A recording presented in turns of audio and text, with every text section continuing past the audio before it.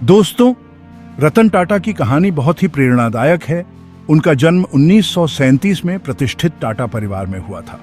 बचपन में ही माता पिता के अलग होने के कारण उन्हें कई मुश्किलों का सामना करना पड़ा, लेकिन इन चुनौतियों ने उन्हें और भी मजबूत बनाया। रतन टाटा की शिक्षा ने उनके भविष्य को आकार देने में महत्वपूर्ण भूमिका निभाई। उन्होंने कॉर्नेल यूनिवर्सिटी से आर्किटेक्चर की पढ़ाई की, जहां उन्होंने अपने कौशल और दृष्टि को निखारा। डिजाइन और नवाचार इनोवेशन की इस नींव ने बाद में उनके व्यावसायिक फैसलों को प्रभावित किया। उन्होंने हार्वर्ड बिजनेस स्कूल से मैनेजमेंट की डिग्री भी हासिल की। इन अनुभवों ने उन्हें एक वैश्विक दृष्टिकोण प्रदान किया, साथ ही कड़ी मेहनत और दृढ़ संकल्प का महत्व भी सिखाया। रतन टाटा चुनौतियों और सफलताओं से भरे भविष्य के लिए तैयार हो रहे थे। रतन टाटा का टाटा ग्रुप के साथ सफर बहुत ही साधारण तरीके से शुरू हुआ। उन्होंने टाटा स्टील के शॉप फ्लोर से शुरुआत की। इस हैंड्स ऑन एक्सपीरियंस ने उन्हें कंपनी के कामकाज की बारीकियों को समझने में मदद की। इससे उन्हें कर्मचारियों के प्रति गहरा सम्मान भी मिला। उनका समर्पण और तेज बिजनेस एक्यूमेन किसी से छुपा नहीं था। वह लगातार तरक्की करते रहे और बड़ी जिम्मेदारियां संभालते रहे। 1981 में उनके चाचा और तत्कालीन चेयरमैन JRD टाटा ने रतन को अपना उत्तराधिकारी चुना। इस फैसले पर कुछ लोगों को संदेह भी हुआ, लेकिन रतन टाटा खुद को साबित करने के लिए तैयार थे। उन्होंने उस समय कंपनी की कमान संभाली जब अर्थव्यवस्था में अनिश्चितता का माहौल था। भारतीय अर्थव्यवस्था में बड़े बदलाव आ रहे थे। रतन टाटा जानते थे कि उन्हें इस नए परिवेश के हिसाब से खुद को ढालना होगा। उनका विजन साफ था, टाटा ग्रुप को एक वैश्विक शक्ति बनाना। रतन टाटा वैश्विक विस्तार का महत्व समझते थे। उन्होंने कई स्ट्रेटेजिक एक्विजिशंस में अगुवाई की, जिन्होंने टाटा ग्रुप को फिर से परिभाषित किया। उनके नेतृत्व में टाटा टी ने ब्रिटिश कंपनी टेटली का अधिग्रहण किया, जो भारतीय व्यवसायों के लिए एक ऐतिहासिक क्षण था। यह तो बस शुरुआत थी। टाटा मोटर्स द्वारा जगुआर लैंड रोवर, जो ब्रिटिश लग्जरी कार ब्रांड है, का अधिग्रहण टाटा की वैश्विक महत्वाकांक्षाओं को दर्शाता है। ये अधिग्रहण केवल व्यवसाय के विस्तार के बारे में नहीं थे, ये एक बयान देने के बारे में थे। रतन टाटा ने दुनिया को दिखाया कि भारतीय कंपनियां वैश्विक स्तर पर प्रतिस्पर्धा कर सकती हैं और सफल हो सकती हैं। उनका विजन अधिग्रहण से कहीं आगे तक जाता था। उन्होंने टाटा समूह के भीतर नवाचार, इनोवेशन की संस्कृति को बढ़ावा दिया। उन्होंने कंपनियों को नए उत्पादों और तकनीकों को विकसित करने के लिए प्रोत्साहित किया। नवाचार, इनोवेशन पर इस ध्यान ने टाटा की स्थिति को वैश्विक नेता के रूप में और मजबूत किया।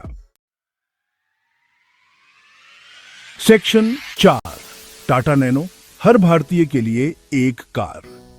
रतन टाटा सामाजिक जिम्मेदारी के प्रति बहुत समर्पित थे। यह समर्पण उनकी महत्वाकांक्षी परियोजना टाटा नैनो में साफ दिखाई देता था। नैनो की कल्पना लोगों की कार के रूप में की गई थी, जो लाखों भारतीयों के लिए परिवहन का एक किफायती साधन हो। सिर्फ 1 लाख रुपए यानी लगभग $1300 की कीमत पर नैनो एक क्रांतिकारी अवधारणा थी। इसने इस धारणा को चुनौती दी कि कार का मालिक होना एक विलासिता है। नैनो परियोजना को कई चुनौतियों का सामना करना पड़ा। हालांकि रतन टाटा का दृढ़ संकल्प और परियोजना के सामाजिक प्रभाव में उनका विश्वास कभी कम नहीं हुआ। नैनो को लॉन्च करने पर लोगों में बहुत उत्साह था। इसने पूरे देश की कल्पना को मोह लिया। हालांकि कार की व्यावसायिक सफलता उम्मीदों के मुताबिक नहीं रही, लेकिन भारतीय ऑटोमोटिव उद्योग पर इसका प्रभाव निर्विवाद था।